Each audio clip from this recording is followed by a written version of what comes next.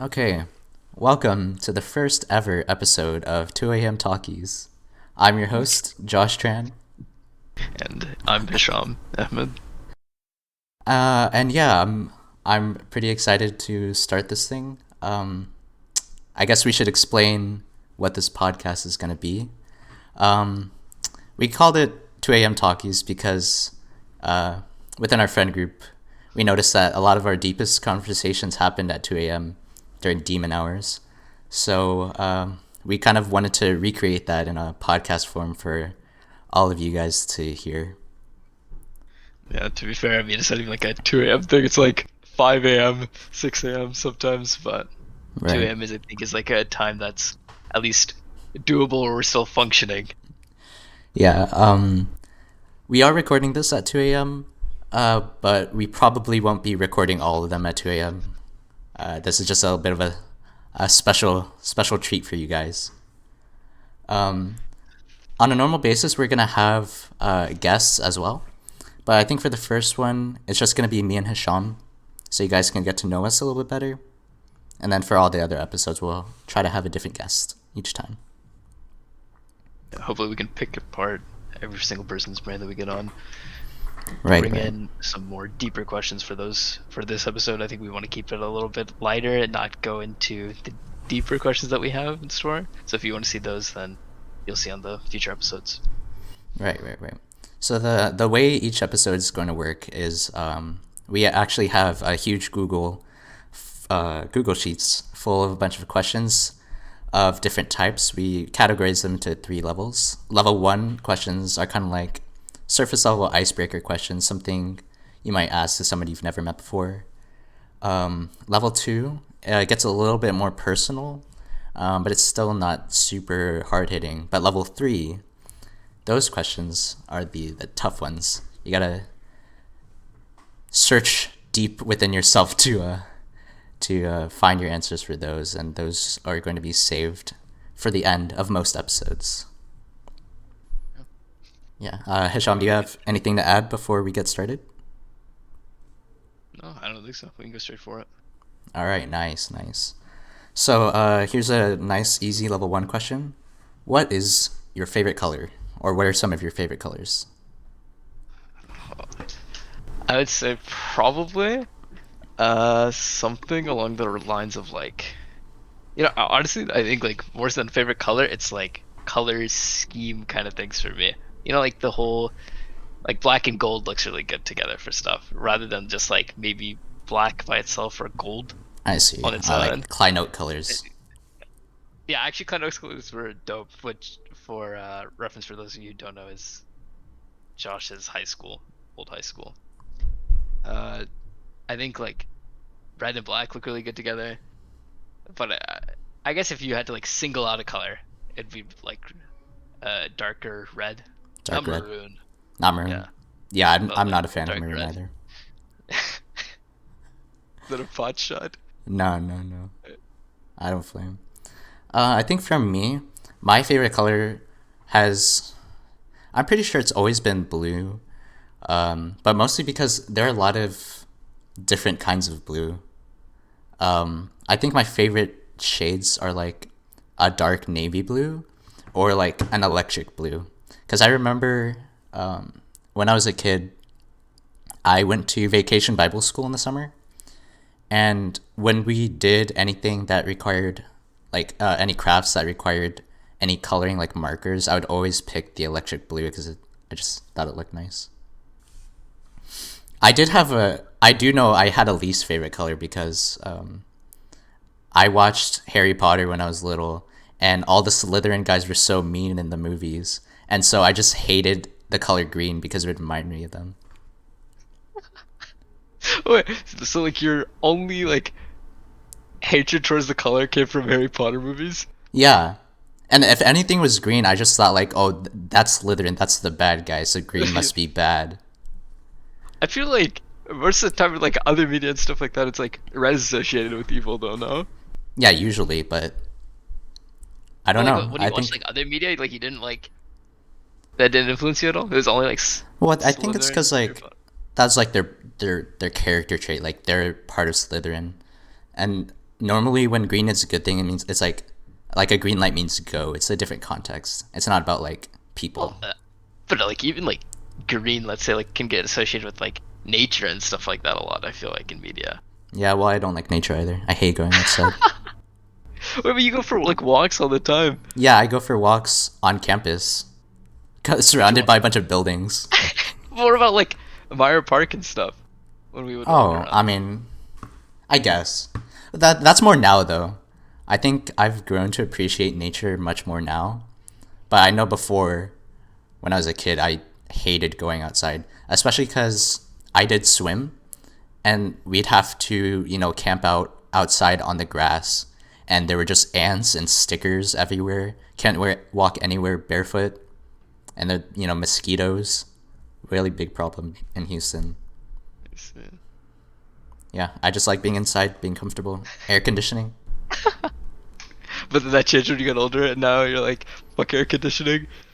Well, I still love air conditioning a lot, but I've learned to look past the negative sides of nature and look at the brighter side. Yeah. Do you still associate like green as your least favorite color? No, I've gotten over that. I Because honestly I think green's like near the top now. listen, yeah, I don't think I've ever had like a least favorite color. It's just not like I don't feel like in terms of like color, like I've never had like a something like associated behind like why it like developed into my favorite color or anything. At least I don't Oh. think so. For me, it's just like, oh, that color looks pretty. Well, Oh, that color looks not as good.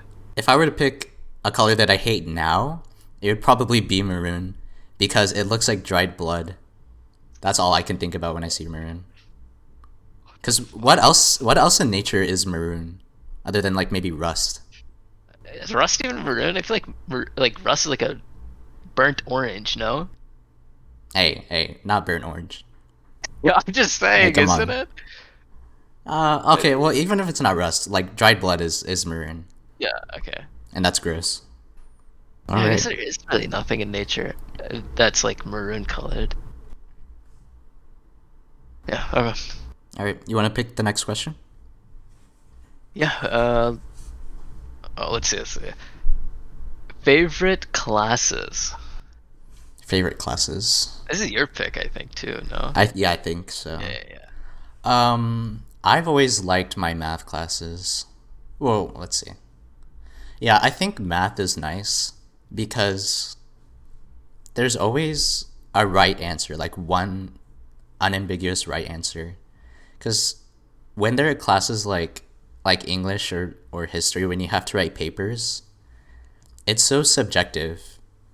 Because when you take a math test, if the question is what is 2 plus 2, the answer is 4. If you write 4, you get the points, and if you don't write 4, you don't get the points. You know, That's and it's just it makes it so much easier to figure out what to do right. So I could just do that and not think about it. So then, how's it different for you for like, I don't know, math versus like science or something, where it's still like, it's not like a interpretation based answer or something. You know, it's still like there's a right and a wrong. Oh, I mean, the thing is, like, for science classes, a lot of the more objective answers are usually math based.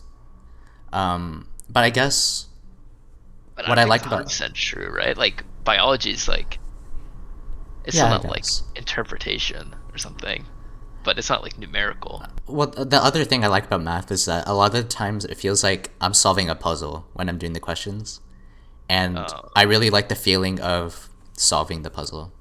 but with like science is mostly like memorization and like Oh yeah, regurgitating out the answer. yeah. I see. I see.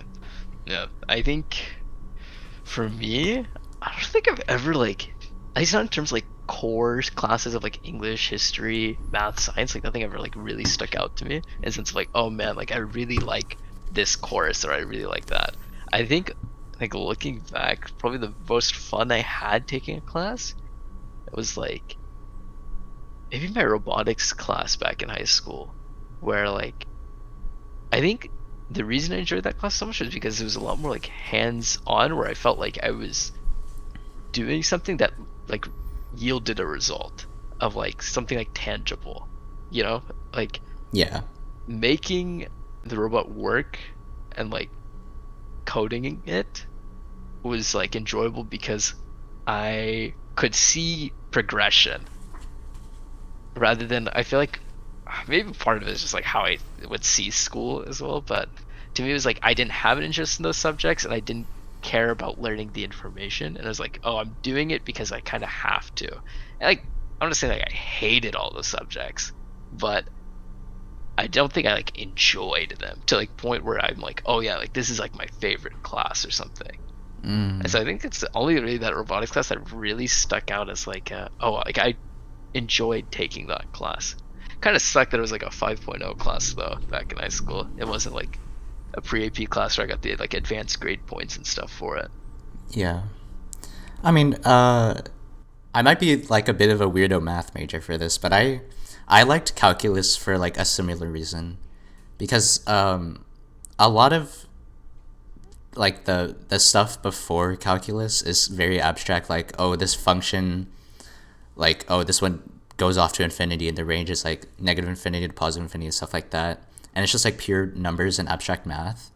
But when it gets to calculus, there's a lot of, at least in the class that I took, we my teacher tried to introduce us to a lot of the applications of the calculus, like, oh, if you know how fast somebody's going or the acceleration, you can take the integral of that and find out how far they traveled, and a lot of other practical uses like that. And it's nice to see that, people are always saying, "Oh, when am I ever going to use this in real life?" But calculus actually is used in real life, and I think that's pretty cool. But like it's used in real life, but it's not like something that like common people I feel like use, right? It's Oh not yeah, like the something. commoners, the peasants. Okay, not like that. You I know what I look mean? down Like on people that it's can't not do it's calculus. I spit on it's not them. like a daily life kind of thing, or like even like most people are gonna go through their life and not use calculus at all, Well, yeah. right? And Um, I mean like every math has like some sort of real world application. I feel like no, but it's not going to be applied unless you specifically pursue a career that uses it. I feel like, and that's what most people make a point out of like what they call like math useless or something, yeah. right? I can see that. I just don't agree, or I don't feel the same way. But maybe I'm just a nerd. You want to pick the next? Yeah, yeah. Um. All right, here's an easy one. How do you like your eggs cooked? Oh my god. Okay, I'm gonna be completely honest. There's only one really right answer here, which is like a sunny side up or like fried egg with that like a runny yolk. Oh my god. You can throw that on like anything and it makes it taste better. Oh my god. Yeah, I think I'm gonna have to agree with you there. My like, I do like other types of eggs, like scrambled eggs. I've had like poached eggs a few times, but my favorite Yeah. also a fried egg. So, but the way I cook it is, I'll like cook bacon first, and then I'll use the bacon grease to Yeah, um like to fry the regular egg. fat. Yeah, Yeah. and you get it really hot, like piping hot, and then when you put the egg on it, like it makes a crust on the bottom. Oh You know what I mean? yeah. Yeah, I yeah. And love like that on the crust. edges. Oh Yeah. yeah, Dude, oh I don't like the like runny yolk just goes so well with whatever you put on or like eat alongside the egg. Whether that's like rice or toast, whatever, some meat. It just it's like a dipping sauce, you know? yeah, It tastes so good. It goes well with everything. And like scrambled eggs are good. Like you make them soft scrambled, you can make like an omelet. Those all still taste really good. Eggs in general, I feel like no matter what you do to them, taste pretty good. yeah. But like the fried egg is just like it's not even comparable. I feel like. Do you have like a least favorite egg? Um, a least favorite egg. I feel like there's also like one pretty common answer What? here. Well, I don't like hard boiled eggs. Yeah, that's what I was gonna say. Hard boiled eggs. The worst, because I actually, A soft boil can be nice depending on like what it goes with. I don't think it's as like uh as well paired to things as like a fried egg is, but like mhm. a soft boiled egg is still pretty good. Hard boiled egg is I feel like I've only seen people over the age of like 40 consistently eat hard-boiled eggs. I like I like the idea of hard boiled eggs. Just have like being able to eat eggs without because you can like boil them ahead of time and then just eat them later. And I like the idea of that having like a portable egg solution. And I actually really do like a boiled egg white, but a hard boiled egg yolk is disgusting to me because it's like it's well, first of all, like if you hard boil it, the outside of the yolk becomes gray, and that's just like unappetizing in and of itself. But the Ugh. texture of the yolk is like I can only describe it as like furry or like fuzzy. You know what I mean? I don't think hard-boiled eggs are always gray for the yolk. Well, I guess like maybe that's just the way my parents did it, but I associate hard boiled eggs with like the gray. Well, because like the inside of the yolk is so yellow, but the outside like of the shell is gray. Is it? Dude, it's been so long since I've had a hard-boiled egg, but I feel like it's not always gray on the outside. I think that's like a. I want to say almost that's like it's a like when you leave an apple out and it starts to like brown. Yeah, there's no. I mean, I don't think that's what's happening to the egg though.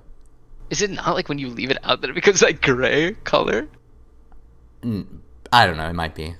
My mom likes to cook food or like cook eggs and then leave them out, or she'll boil the eggs and leave them out. So maybe that's the case. Like Google it. Honestly, I've hard-boiled egg. It's a chemical reaction involving sulfur from the egg whites and iron Uh, from the egg yolk. okay, so then I think it's probably just if it gets hot enough for long enough, it's gonna Yeah, happen. I guess so. I see. But yeah, I don't. I mean, But yeah, that's it does look like unappetizing. yeah. But the biggest thing is the furry texture. Or am I describing that accurately? Do you know what I I'm talking about? I I know what you're talking about. I wouldn't describe it as furry. It's like It's kind of like I'm eating a carpet or like a velvet rope. I don't know. okay, I don't think it's like it does have like that like mushy texture, but it's not like I want to say like carpet. That's like Well, because it's dry. when you say like carpet, I think like the threads kind of Okay. instead of like I think it feels like a velvet rope looks like it feels. actually that yeah that I think Yeah. that's closer. Yeah. I can agree with that. Okay. Yeah. All right. Next question. We'll do one more level one question, then we'll move on to level two. How about city versus suburbs versus rural? Did you want to do this as like ranking or For this question, I intended it to be just like which one would you prefer to live? I Uh, think do you want to go first? yeah, I'll go first. Oh, okay. So I haven't experienced. So I go to UT Austin right now, and so I'm living in a city. And I haven't lived in a rural area, but I don't think I would like it very much. So I think my answer would be the suburbs, because I like the open spaces, and I like being able to have space from other people, but at the same time, it's not that hard to go visit your friends if you want to, for example. I think maybe we've talked about this before or not, but like for raising a family, I think I would want to be like in the suburbs and live there because it like you said there's like the whole thing of like you can like meet with people easily, but it's still like you get some space to yourself or whatever. It's not like completely just subjected into like into the population. I feel like you are with a city or like in a very downtown kind of area, right? Mm-hmm. Like I've experienced like all three in the sense of like I mean I go to downtown a lot since I go to UH, right? And I can kind of see what life is like there. I live in the suburbs right now. I have also stayed for like a couple weeks sometimes with like family that lives in rural areas. Like when I went to Virginia a couple months ago, 2 3 months ago, right? Uh, they live like in a huge like house that has like a fuck ton of land, and it's like pretty rural. I wouldn't say it's like in the middle of nowhere, but there's not like tons of houses, and I wouldn't describe it as like a suburb, so to say. And what I noticed about like living in like a rural area is that it kind of feels like incredibly isolated. I don't really like that. It's too much. I think if you lived in a rural area and you didn't have like a huge family, you would get so lonely. Mm. There's like not much to do, it feels like. You kind of have to like make your own things to do there if you live Yeah. like in a super rural area. You know, like I know some friends who like want to live like out on a farm, like when they're like retired or something, because they think it'd just be like nice. And I'm like, I think there's a lot more like downsides. Like you have to like maintain that land and stuff. That's just a lot of work or money if you want to have somebody else maintain it for you. Yeah. I just don't think it's like ideal. Um, I don't think I could ever live on a big farm because, if you have a lot of land, you have like a house which has air conditioning, and then like what, an acre plus of land that doesn't have air yeah, conditioning, and it has fire ants, and it has mosquitoes, and it rains, and there's mud and dirt, and I'm not about that. I think like for me it's just like mainly like the work. It's like you have to maintain all of that land, and that's just such a huge time sink of like something that's not enjoyable. At least for me, it wouldn't be enjoyable. But for me, like rule is like dead last on that. And, like I would not want to be there. I think before I get to the stage of like living with a family in the sense of like my own kids, that kind of thing, having a wife, something like that, I would want to try living in the city for a couple of years just to kind of like experience it. And also, I think I just really enjoy like the like city aesthetic of like. Have you ever been to like New York, like Vegas? Yeah, I've been to both Yeah, yeah. once So you know, each. like at night, there's like kind of like a nightlife in those areas, and like it just like when all like screens and stuff are on in like downtown, and like Oh when the yeah. city lights are on, like I really like the look of that and how like it's still like active no matter what time of day it is. Um, I've seen like YouTube videos and stuff like that of like those like millionaires living in like a penthouse kind of thing, and just like they have like a view of like the city. And I think it looks nice. I like that type of thing. So I think it would be really nice to like live in the city for a couple of years, like coming out of college, and then maybe after that, whenever I decide like, oh, it's time to like settle down, maybe like maybe I want a kid or something, I would probably like move to the suburbs. Well, I know. So like having things to do is important, but what I like about the suburbs over the city is that, like, at least where I am in Austin, my apartment building is around a lot of like restaurants and stuff like that, like in the same immediate area. And so just like leaving my apartment, I see a lot of people in my day to day life just leaving the apartment. But in the suburbs, it's much more separated because there are like big residential neighborhoods where everything around you is just houses, and then you drive over to the places where like if you want to go to the mall or something, or go to a restaurant with your friends, you drive out. And so in a suburb, I can, if I don't want to see a lot of people, I can still like leave my house and not see a bunch of people doing things. You know what I mean? So I think for me, it's like that's like kind of why I want to go to the city, because I think it's like it'd be pretty dope to just like whenever I leave, I can like see people and I can like see that it's just like always active. There's something going on at any time of day. And I think with the city, it's also like a lot of stuff is just like there. You like go through downtown and there's like just so many random stores and random places to eat. As you can just if you're like living in a residential area in downtown, you can just kind of hop out and like go one block over and there's like a Shake Shack or something. Uh, I don't know. Maybe I'm And a bit of a boomer. Because that does like sound very exciting and like adventurous, but I feel so tired all the time. I'm not looking for excitement or adventure anymore. I don't know. Maybe honestly, a huge part of it I think is just like since I've lived in the suburbs my whole life, I just kind of want to experience what it's like in a city, living there for like some period of time.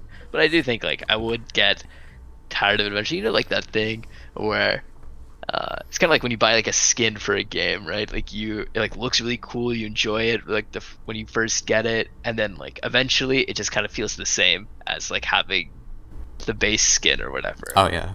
And then like something new comes out or like something else is like, oh, I want that now. I think that's maybe what it is. It's like I'm so used to living in the suburbs that I just want to try like living in the city. Okay, yeah. Low change of pace. Yeah. Okay. So now we're gonna move on to the level 2 questions. These are gonna be a little bit more personal. I guess that one got a little bit personal, but we'll just see where these questions take us. So our first level 2 question is going to be, what are some of your pet peeves? Oh man. I guess I could go first for this one. One of So I'm very sensitive, or a lot of my senses are very sensitive, and I will get very annoyed if I can hear somebody chewing. Just the sound of like food being turned into mush in somebody else's mouth, it just like it really rubs me the wrong way. Especially when like I want to like focus on eating my food, or even like if I can hear somebody eating when I'm not eating, I can't focus. All I can hear is their nom nom nom nom nom. Oh, wait, I think you've mentioned this before. Right? Don't you have like family or something that chews like that? Yes, yes, Yeah. I remember you complaining about it once. yeah. I feel like you've become like desensitized to it at this point, though. No, it's just like it's like Chinese water torture, because it's not that bad. Like Oh my objectively, it's god. not that bad. But like just it just like wears away at you. I think there's nothing like incredibly like stands out to me as like a pet peeve, but like one thing I've noticed is when when people turn in their cars without signaling. Oh my Oh, god. There's there's something about like how it's like so simple and it's supposed to be so engraved as like something that you should do. It's like what if you don't turn on your signal and there's like nobody around you or something, right? It's like maybe 5 a.m. and you're driving and there's like nobody. Okay, I don't care, whatever. You should, I guess, technically, in case there's somebody there that you didn't see. But like when you know there are people around you, like you're on a road and there's tons of other cars and you don't use your signal, especially when you're like lane switching. Oh my god. There's been maybe it's like a thing about like how people drive here anyway in like Houston that's like acting as like a bias for that. There's so many people who do it and that have like almost like hit me or something that I'm like on edge every time I'm driving, just like thinking like, man, somebody's gonna turn without using their signal and they're gonna almost hit me, or they're gonna yeah. like go into my I lane, cut mean, me off, whatever. Texas drivers can go pretty sicko mode. Actually, Yeah. after Thanksgiving break, I was driving home with a friend, and we came up to an intersection where it was a two-way stop. So we had the stop sign, and the people going perpendicular to us had the right of way. And somebody was coming up from the perpendicular as we pulled up to the stop sign, but my friend who was driving took the turn anyway because we were turning right, and he wasn't supposed to do that. The other guy had to brake, and I was telling him like, "Hey, that was bad. He was supposed to go, not us. We were supposed to wait." And he's like, "Oh no, no, don't worry, it's fine." And he ended up pulling up next to us at the light. He was on our right, and he opened his window and stuck his head out the window to stare at my friend who was driving because he was just so angry that he cut him off. I was afraid he was gonna jump out of the car and actually like knock on his window or something. Dude, that's what I'm saying. Like the people here who drive are like crazy. Yeah. They just don't give a shit, and like they just I don't know what it is. It's like, dude, calm down. Just like, is it really that hard to like turn your signal on or something like that? It takes literally one flick of your hand. I Yeah. don't know. I think that's probably. I think it's mainly associated with the fact that it's like something so easy to do that can like have such like a or like prevent such like a bad thing from happening. I see. Yeah. Uh, Another pet Okay. peeve that I have, it's a bit smaller and less consequential, a lot less consequential than yours, but I really hate when something, like for writing, I hate when something should be capitalized but it isn't. Especially like the worst version of this is if I'm messaging somebody and they'll send me multiple sentences with like periods in between them, but they don't capitalize the first letter of the word or the first letter of the sentence. I because that means they went through the effort of like adding punctuation to their message, but they don't capitalize it, and it's supposed to be capitalized. I'm gonna start doing that to you. Every time I message you, that's what it's gonna look like. Yeah, and like a lot of messaging services, they'll capitalize it for you like automatically. If you press period and then space, it'll do it automatically, and they still manage to send me uncapitalized sentences. It's absurd. Okay. Is there another pet peeve you want to talk about, or you want to go to the next question? Oh, you know that sound? This is also like really like I've only like experienced this maybe like 2 times in my life, but you know that sound when you like scrape like a fork or something like on a plate and it makes that like Oh yeah. earring sound. Oh my god. I don't think it's even like as much of a pet peeve as it is like it's headache inducing for me. And that's why it's a pet peeve. Oh, I know I, my sister really hates the sound of metal scraping on anything. I think you and I have talked about this, but like I get like headaches probably like weekly or bi-weekly, like kind of like a migraine thing. And it's like whenever those are like triggered or onset and like I become really sensitive to like light and certain like sounds. There have been like times where like we're like playing a game or something like that, and like because of my headaches there, and like there's multiple people in our Discord call, I'll like leave or whatever because I'm just like my head hurts and I can't handle this much noise, right? And it's like that same thing where it's like maybe I'll be out at like a restaurant or something and like my head kind of hurts and I start hearing that noise and it's like oh my god, it just like pierces through my ears. Oh, Yeah, I can't handle that. I've never had much of an issue with that noise, but I do have issues with noise in general. I said before I'm kind of like sensitive to like my nose, my ears get kind of sensitive sometimes, and my friend Adarsh, will probably have him on the podcast at one point. He likes to play music very loud in his car, and he also likes listening to very intense Hey, very very septic powerful tank music. music. Yeah. Septic tank music where it's just like it's not even like hyper pop. It's like just this it's just like absurd music. Yeah. And If any it's God. When he comes on, we can have him like like say some of the song names and stuff like that. Yeah. Well, the one in particular that I'm thinking of, if you guys want to listen to it, it's called Fables like Fable's Return. Return, something like that. Yeah, Something Fables like Return, that. Fables Haven, something like Yeah. that. Yeah, Fables something. Yeah. I was in the car with him. The song came on, and like the beginning's kind of mellow before the drop. And then right before the drop, he turned the volume up all the way. And we were on the highway too, so we just like sped up to like 90 miles per hour. And then just pumped it at full volume when when it dropped. And I actually like I felt like I couldn't breathe. It was so loud and there's so much stuff going on that I was actually getting sensory overload. I'm pretty sure my heart rate like doubled, and I felt like I was like going into another dimension. I remember when you guys got back after he drove you home, and we were all like in call again, and he was telling us about it, and he was just saying that you were getting like a heart attack from listening to that song. Yeah, I don't ever want to experience that again. Okay, so go ahead and pick another level 2 question. Oh man, what motivates you to work hard, Josh? Oh, see that's a bit of a trick question because I don't work Because you're hard, not- yeah, but you're not but I motivated either. should. Yeah. Well, okay. I think in general I'm pretty lazy, and I'll go out of my way not to work hard. But there's some things that I do care about, and when I do them, I want to do a good job. So whenever I'm helping somebody, whether it be a friend or just like I used to be a tutor, so I count that as well. I want to make sure that when I help them, they are actually like better off.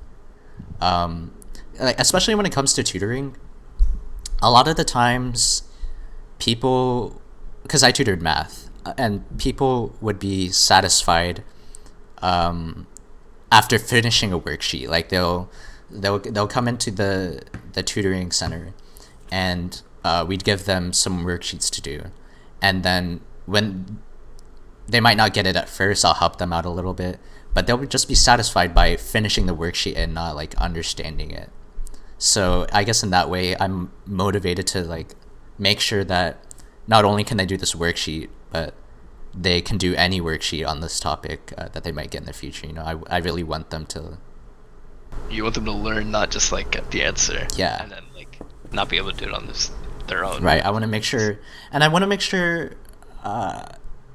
This might be me being, you know, a dork again, but I'm not satisfied with them just learning how to like do a math problem. I would prefer for them to like understand why it works, and because I like understanding how it works. So I try extra hard if I'm tutoring to make sure that like, they understand why these concepts exist, stuff like that. I think that's like the exact like opposite way of like how I got through math throughout all of like college, especially. I feel like so. Oh, were you a Like, memorizer? yeah, like actually the way that I would study for my calculus exams was that I would go over like the review videos and like review packet or whatever, right, for the exams, and I would just memorize how to solve it based on like what the question, how it was like worded and stuff. And like, Yeah. so I would see it on the exam and be like, oh, it's worded like the same way as that problem from the review, and then I would just memorize how to do it. And so I would just spit that out with the like numbers or whatever that I have for that question, and I would just solve it like that. I knew like nothing of like concept or like how, like why it worked like that. So it, especially like there would be sometimes questions here and there where it was like kind of worded differently, and I would just have no idea what the fuck to do. I would just have to take the L on that question Whoops. or whatever. I mean, it worked out for the most part. I maybe it was like a bit of luck or whatever, right? But like, I still got an A in the course, so it's fine. But yeah, I don't think I like learned. But for me, since I'm not like, oh, I love math or whatever, I just wanted the grade. So that's what I did, because maybe like part of that stems from like, I think my foundation of math is weaker because I did not give a shit about school like really early into like high school and stuff like that. It's like a lot of my like fundamental math, I think, like maybe like algebraic stuff and like pre-cal, that kind of stuff is not as well developed, I guess. Right. So maybe that's why I relied on that as like a clutch or A crutch. Yeah. Yeah, a crutch to get through. Yeah. Okay. So yeah, In terms what? of, like motivating myself to work hard. I don't know. There's some things where it's like, no matter what, like I can't motivate myself to like work hard on it, right? It's like some things I just like don't give a shit about them at all, or just like whatever, I'll, like half-ass finish it or something. I think for me to be like motivated to do something, there has to be like some degree of like I want to do this. And sometimes it's not like that big of a thing. It's like, oh, I just want to get an A in this class, so I'm gonna like have the like prerequisite of like being motivated checked off, right? There has to be like some reason why. Like, dude, getting up for a class or something that I know is going to be pre-recorded already and there's no penalty, there's no chance that I'm waking up. I get that. I truly Like, I get I'm that. just always going to watch it pre-recorded. Even if I get up on time, I'm not going to watch it while the live session is happening. I'll always end up just watching it pre-recorded because I'm just like, why would I want to do that right now? I can just go like do whatever right now, whether that's like play a game or something, or whether that's do something that's I don't know, productive or something. Usually it's just like, oh, I want to play a game or watch a YouTube video, something like that. But I'd rather go do that because I know there's no consequence. So I can't motivate myself to actually go and watch it live, which maybe there's like some advantage of like, oh, I can ask a question or something, but yeah, I just never can do it. I think for the things that I do care about, most of the time it's like, oh, I'm going to be motivated because there's like a strong underlying reason of like why I want it to happen or why I want to be done with it.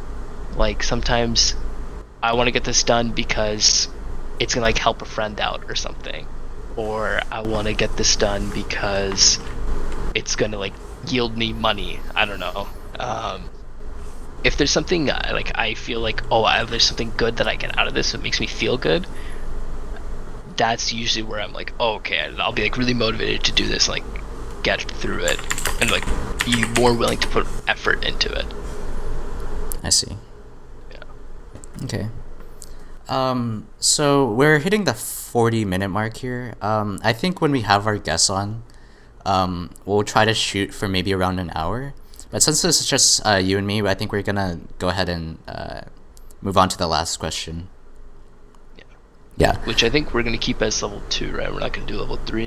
So this one's gonna be a little special question only for this one. Oh. This, Oh yeah. You said that you had like a little surprise. Yeah. Thing you wanted. Well, I don't know if it's a surprise, but so instead of our level 3 question, I'm gonna. This question's for both of us. What do you hope to get out of making this podcast? God. I think like the biggest thing is like when we bring in our friends and stuff like that. I think it's gonna be like interesting to like get to know what they think, just kind of like pick at their brain a little bit, understand them more. But I think for on a more like personal level, it's like I hope that by talking about some things, maybe I'll realize things for myself and be like, oh, like maybe like the way that I think about this is like wrong, like unhealthy, maybe something like that, and I should make more of an active effort to like change that, or notice like what are some like good habits that I have or ideal thinkings, something Right. like that. Kind of become more self-aware of who I am. Yeah, I definitely agree with that. I think that's one of the biggest things that I want to get out of this, because I would consider myself a kind of a weird guy, and so I'm not always aware if the things that I think are normal. So it's nice to see that, see somebody else's perspective, so I can see like Yeah, yeah. if what I think in my head makes any sense at all. Yeah, I think like there's a huge thing of like, oh, especially like looking at some of these questions, it's like, oh, I have this kind of thinking on whatever topic, whatever question, and you don't really realize that maybe this isn't the correct way to be thinking about it, or like a good approach to have towards that topic. And like you hear other people talk about it, and then that kind of is like a wake up call for you. Yeah, I think I kind of hope to get that out of this. But yeah, hopefully we'll be able to learn more about our friends, learn more about ourselves, and I don't know, maybe have some laughs along the way. Yeah. Yeah. So I think that's gonna do it for this episode. In the next episode, we will have a guest, and we will have one or two of those level 3 questions. Hopefully we'll have everything on at least Spotify and YouTube. I will see if we get it on Apple Music as well. I think SoundCloud might also be an option. They have podcasts, right? I don't know. We'll look into it. You'll see wherever we are. Yeah. It'll go by word of I mean, mouth. you're listening to this podcast right now, so Somewhere, whatever yeah. you're listening to it right now on, Like, you can the continue. description somewhere in there, it'll have like the other links too. Yeah. So. I don't know why you'd need them, because you're already listening to it on some platform. To share. We gotta yeah. spread it. Oh yeah, okay. Yeah. See, this is why we have two hosts. Yeah.